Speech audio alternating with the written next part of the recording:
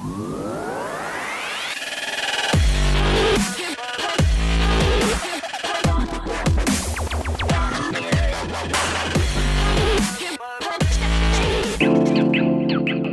and welcome to Policy Beast. Tonight on the show we have the chair of the Ashland Charter Review Committee, Roberta Soolman. Roberta, thank you so much for joining us. Thanks for having me. Now I'm going to start off with the very obvious question. What is the town charter and why does it need a review committee? Well, that's a question we get all the time, and the charter is essentially the town's constitution. So it sets out the principles under which the town will conduct itself for governance purposes. So it's like the state constitution, the US Constitution. It defines the powers of the executive branch, the Board of Selectmen. It defines the powers of the town meeting, which is the legislative branch. Mm-hmm. It defines who's elected, what their terms are, what their powers are, what they can do, what their responsibilities are. It defines the powers of the town manager and the respective other elected boards. So it really sort of sets out the framework for the town and how things will work at a higher governance level. So just to recap, and you said a whole bunch in that very meaty introduction there. Uh-huh. So essentially, the town charter outlines how the town operates. How the town operates, but not at the nitty-gritty everyday operational level. Okay. It's at a higher level about it defines roles and responsibilities, balance of power, accountability, how the budget process will work, how that will play out because the budget comes before town meeting, which is the legislative body. So it defines just how the different parts, the legislative branch, the executive branch, and the elected officials will interact with each other and will conduct the business of the town. So it's the structure of the town, how the town is pretty much structured, not necessarily more the transactional sort of things that happen day to day. Right, it doesn't discuss, your dog license fee, your water bill issues, doesn't talk about what documents go up on the website, it doesn't talk about, how the community center will be run, or the programs that they'll offer. It doesn't get down to that operational daily level, but it does say who's in charge, and it does say, who gets to make different decisions about the budget and about bylaws and what happens if a bylaw conflicts with what's in the charter, and who gets to appoint certain committees and who gets to be elected and what their terms are going to be. So it governs a lot of things. It makes a lot of decisions about how the town is going to operate. Similar, again, if people have trouble thinking about it, to the US Constitution, which sets out the powers of the executive branch, the executive branch, the legislative branch, and the Supreme Court. But unlike the US Constitution, our town charter has a built-in periodic review that we need to do. Now, is this true for cities and towns across the Commonwealth? I can't recall all of the different charters that I read exactly what the review process is for them, but our charter says that we'll review it every 5 years. And so here we are. Here we are. So the Charter Review Committee, so what are you guys charged with doing? We are supposed to look over the charter and see if we feel that we need to make any recommendations for change. Okay. Any substantive changes or any changes just to clarify intent or language. Any updates. For example, the current charter has a big section on creating a human resource department. Well, that's been done, so we don't need that anymore. So that's something that will probably be deleted. It's a large section and it'll probably go. So interesting. So it sounds like because of just the way towns work and how there's so much change and towns grow and change, periodic review is clearly a good idea. Mm-hmm. So there's a Charter Review Committee. Right. Mm-hmm. How is that committee put together, and who's on that committee for Ashland? Just like the Board of Selectmen appoint the Charter Review Committee, They took talent bank forms from interested people. They announced that they were putting together a committee. People sent in their talent bank forms. Some of us came to the Board of Selectmen meeting to talk for a few minutes about our level of interest and why we're interested. And then the selectmen decided who was going to be on the committee. So it's a committee of 7 right now. And I just want to mention the other committee members because they've been working really hard. Please. Alexis Christopher, Betsy Emberley, Steve Greenberg, Joe Magnani, KG Naranya, Ken Rush, and myself. What, personal question for you, why did you want to get involved in this process? What attracted you to this process? Why did you find this interesting? I like looking at organizational structure, and I like analyzing how things work, and I like looking at it to see if there's a way we can make it more efficient. I also am very involved in the town, and I'm on another committee as well, and I follow things that go on in town, and I wanted to participate in this process to help make the town as good as it can possibly be. I also like documents. I like looking at documents, so Fair enough. Yeah, Fair like enough. looking at this and looking at the language that's involved. It's at once it appears to me sort of very it's people oriented, it's process oriented, and it's sort of like a combination of those sort of things. So there's a little bit of everything involved. Right, and there's a lot of analysis that goes into it. There's a lot of synthesizing of information from other cities and towns, other charters about research and about trends and about what's worked before, what hasn't, changes that towns made, and then sometimes flip back the other way. And it is very people-oriented. We've done an extensive amount of public and community outreach, and so you're trying to synthesize conflicting opinions. I mean, in the same meeting, we've heard people say that they want more power to the Board of Selectmen, and the next person stands up and says they want more power to the town manager. So you're obviously not going to be able to please everyone, and people have, divergent opinions, as they should. But our job is to take all the information, synthesize it, and figure out what we think will work best for the town. Let's hone in on that review process, because you alluded to some of the pieces that it does seem like a pretty complex process, and there's a lot of data. It sounds like you need to kind of aggregate and analyze and put together. But for the benefit of our viewers and listeners, what is the process? What is the charter review process? What does it entail? Well, we started off trying to define for ourselves, what we wanted to come up with in the end. And in the end, we wanted to have, a transparent process, a participatory one. We wanted to have a document with any recommendations that we made that was going to make government accountable and of high quality and high integrity for people. And we wanted to have it be transparent. Accountability and transparency were really important to people. So we sat down and figured out, okay, what's the best way to collect all this data and to analyze it and synthesize it? We started off reviewing our charter, reviewing charters from other cities and towns. We did a resident survey, which is still up on our page on the town website. We were at the farmers market collecting information from people. We had 3 public forums last January. We interviewed about 6 people, and sometimes full committees, about 6 town committees. All the committees were invited, and about 6 of them came. We met with about 6 elected boards and about 8 staff or department heads, in addition to the public resident input that we got. And we decided, and we realized, as you said, that there's so much data that we entered into, and we engaged the services of the Collins Center at UMass Boston, because this is what they do. This is one of the things they do. So they really helped us speed this up a lot by providing a lot of information on trends and research and data for us. And instead of us having to research everything, we said, how is this usually taken care of? And they would give us a recommendation or some information. Well, that sounds like a lot of work, but it also sounds like a lot of information to analyze it. It's great that the Collins Center is involved, and I know that they've worked with other entities to do similar things.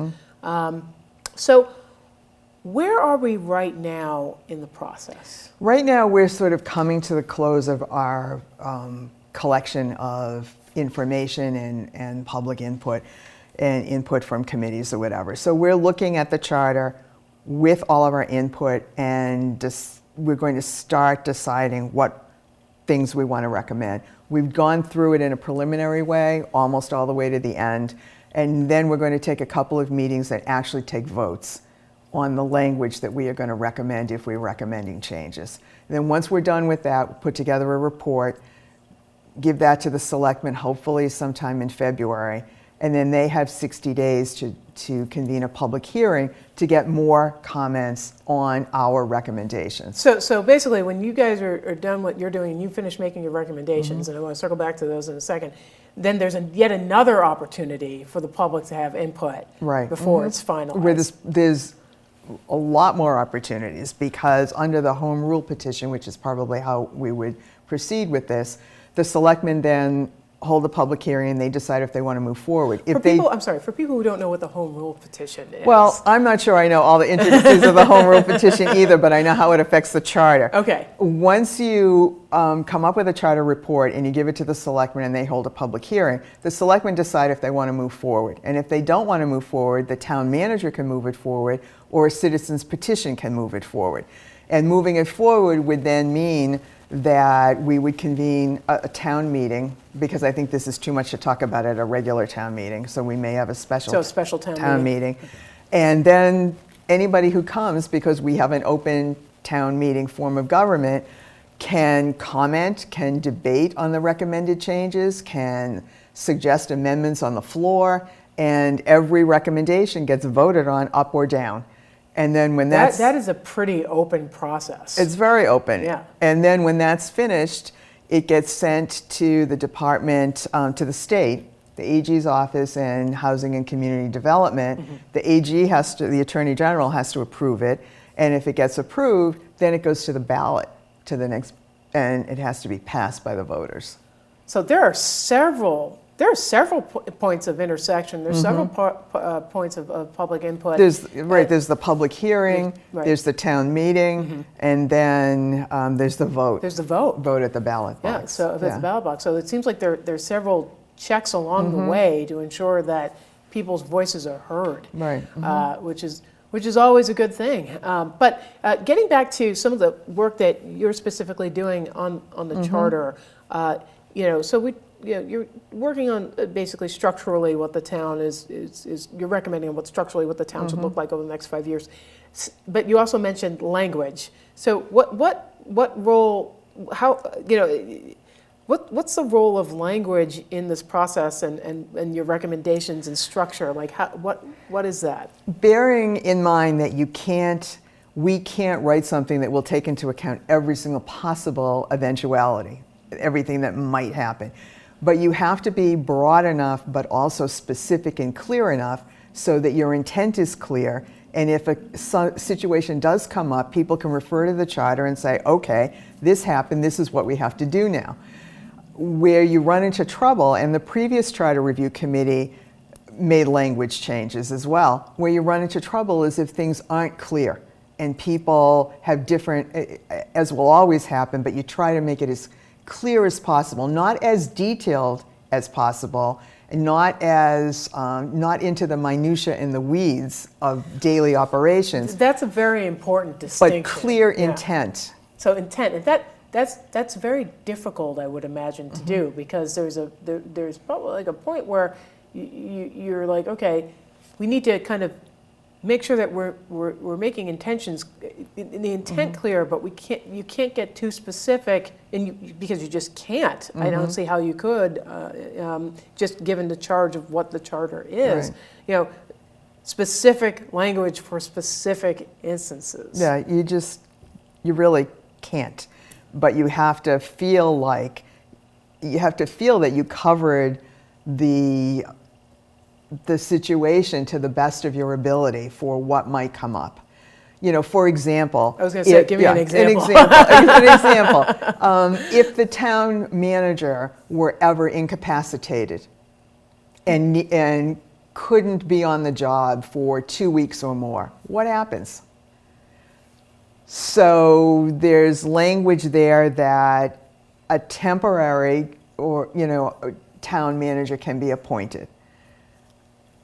Just thinking about it in broad strokes, okay, who does that? How does it happen? Does the temporary town manager have all of the same powers and authority as the regular everyday town manager? Do you want a temporary town manager to be making permanent appointments or decisions that are really permanent, or just handling emergency situations? So that's the kind of thing where you have to be really clear in your language, or you can wind up in that situation appointing a town manager who does what the outgoing governor of North Carolina just did, right. which is, totally gut the powers of the next person. Right. So, you really have to be clear about the language and any processes that you do put in place. That seems particularly challenging, again, because there's like sort of a fine line. I mean, there are there are obvious things that you probably shouldn't do against our neighbors to the south and their legislature, what they're trying to do right now. But it sounds like it's very, very challenging to do. So you have to sort of balance, sounds like you have to sort of balance like how you use language in order to describe that structure. And if you don't do it successfully, you got a lot of confusion and contention, and things start falling apart. If you do it well, town moves forward, town operates well, everything hopefully is A-okay. Yeah, hopefully A-okay is right. So what are some, I mean, you're looking at the charter on the whole, but are there particular sections that like the human resources piece? Yeah, again, some of the things that we've been talking about is, and we got this from public input as well as the committees feeling this way, and other members of committees and things, that the recall process is unusually difficult. So not that it should be exceptionally easy, because it's a serious thing. Yeah. And you should set a bar so that it's not used in a frivolous manner. But it needs to be a bar that it's possible to do if you need to do it. Right. And the feeling seems to be that our recall process is too confusing, and the bar is too high with the number of signatures, the number of votes, the timeline.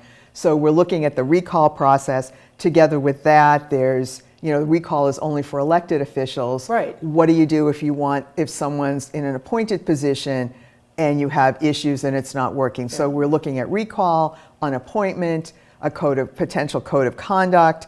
We're looking at a few things to clarify under the town manager. Whether or not the town manager can hold elective or appointive office in Ashland or anywhere else. Oh, interesting. At the same time that he or she is the town manager.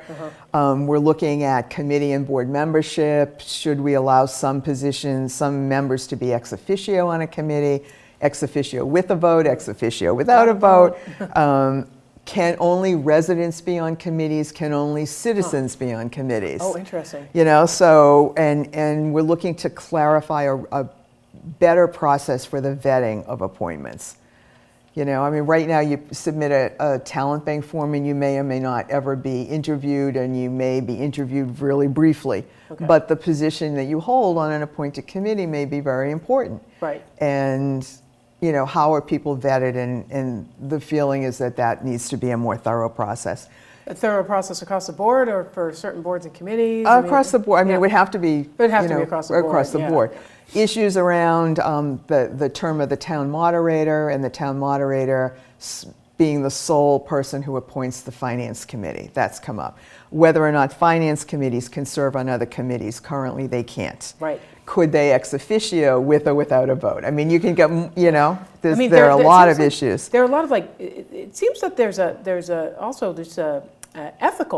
lot of ethics questions that are embedded in some of these operational questions, which can be very challenging. Is there a separate sort of, is there a separate section of the charter that deals with ethics? How Well, there is not now, and most charters don't include a code of conduct, but some charters do include a section for the type of behavior, that if the behavior is not the way the town wants it to be. And I'm not saying, in lockstep agreeing on everything. That's not what we're talking about. What we're talking about is, any kind of gross negligence or misconduct of any kind. What about conflict of interest? Is that Well, there's the state conflict of interest Yes. law that everybody's supposed to adhere to.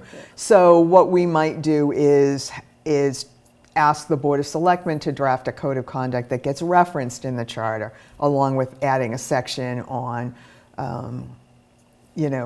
somebody being able to be removed from office. Right now, they can be removed from office for excessive absenteeism, but there's nothing about, untoward behavior. or if they're, we talked about the state, the state code of ethics, but there's nothing specific in our charter about, like, let's say if you commit a felony while you're in office, or if you do anything like that. So there's nothing in there right now about. Right, there's nothing in there right now. Some of the other things people wanted was better definition to the budget process, the timing of when the warrant articles come out for town meeting, the capital improvement plan, how that's put together, maybe streamlining the budget process. And then another issue that's come up is sort of getting a balance among the town manager, the HR department, and some elected, and in one case an appointed board that actually has paid staff assigned to work with them. And that would be the Board of Library Trustees, the Planning Board, the Conservation Commission, and the Board of Health. The Board of Health has a health agent, Conservation has a conservation agent, et cetera. But right now, the way the charter reads, it's a strong town manager, and the town manager can hire with the consent of these boards. If the town manager has to take any kind of supervisory action with someone who's on staff, they may consult with the chair of the respective board or committee. But some of those boards and committees want to have more supervision or authority over firing of the staff that works for them. So, that's a really hard thing to balance, a really hard thing. Because the town manager is the one who's there every day. The boards aren't meeting every day. What if something comes up? Where does the staff person go? And, we've got an HR department now that's responsible for the legal end of personnel management. So the boards and committees aren't necessarily versed in that.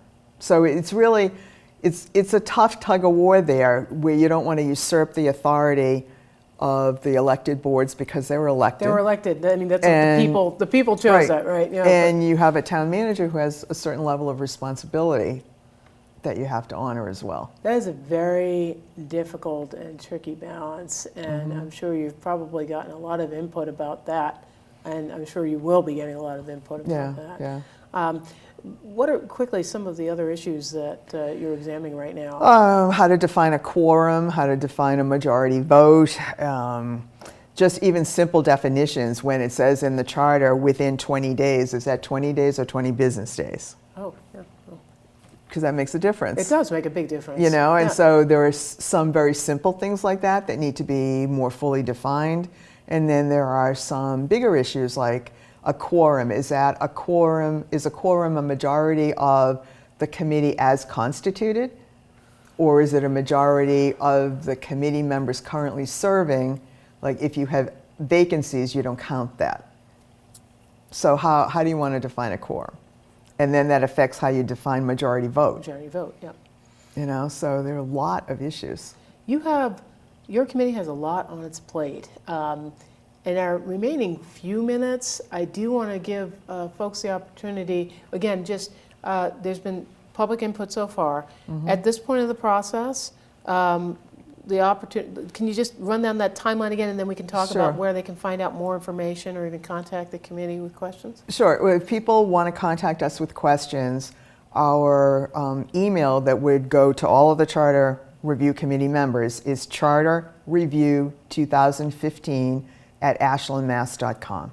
And that's also on the Charter Review Committee page on the town's website. Under Government, just go down to Charter Review and you'll see our email and also the survey if anybody wants to fill it out. But really by the end of the first week in January, we're going to have to close You're that gonna off. close the survey, Yeah, because so- we just, Okay. can't write a report if we're still taking input. Right, but, folks will still probably email you, but. They might, yeah. But, so you're taking some feedback via online means for the next week or two, and then after that, After we submit our report, the Board of Selectmen within 60 days have to hold a public hearing. So that's the next point where people can publicly make comment on our recommendations and suggestions.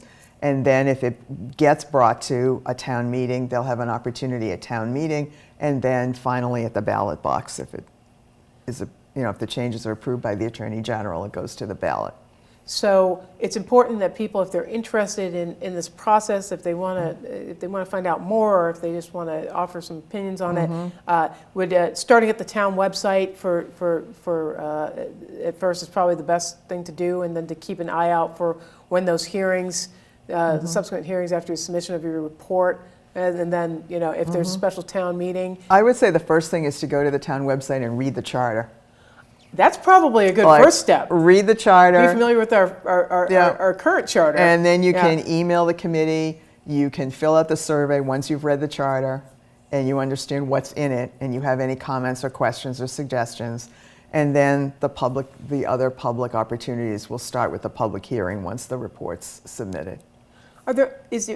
We've got like the last minute or so. So before we sign off here, is there anything else that you'd like people to know about the Charter Review Committee, the Charter Review process, or Charter in general? I would just like to say that it's been really, really interesting, and I've really enjoyed it, but it was a lot more complicated than I thought it was going to be. Once we started getting into things, you had more questions. More and more, it just kept leading to more and more questions. Well, what about this? What about that? If you do this, then it changes that. And the other thing is just for people, again, to realize that the charter is the governance document. It's not going to cover the day-to-day operations of the town and the town offices and the town committees. And it should not attempt to put in place provisions because of specific individuals or conflicts that might be going on right now in town. It's got to be broader than that. It's got to be more visionary than that. And it's got to be able to cover wider swath of possibilities. Roberta Soolman, thank you so much for joining us Thank here you. on Policy Thank Beast and you. educating us about the town charter and the town charter review process. And thank you for joining us here on Policy Beast. And if you need more information about the town charter or the review process, please visit the town website. And I'm sure there'll be other means where you'll be getting information out about the charter review process and where we are in the process. But I guess to our viewers, I'll just say stay tuned. And we'd love to have you back on the show. I'd love to come back. For Thank an you. update and to let us know where things are maybe in a couple of months. Sure, This is that would very be great. fascinating. Thank you so much for joining us here on Policy Beast. Take care.